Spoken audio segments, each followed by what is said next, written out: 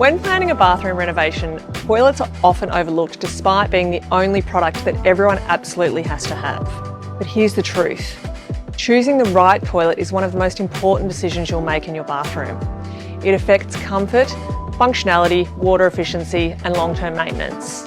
You need to think about plumbing compatibility, bathroom size, ease of cleaning, design style, and installation cost.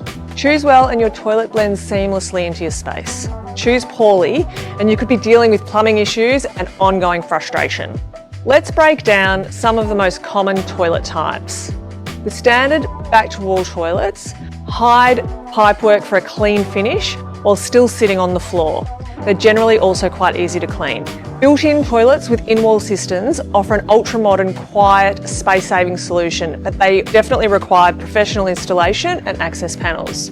Wall-hung toilets deliver a sleek, modern look and make floor cleaning easy, but they come with higher upfront costs and more complex installation.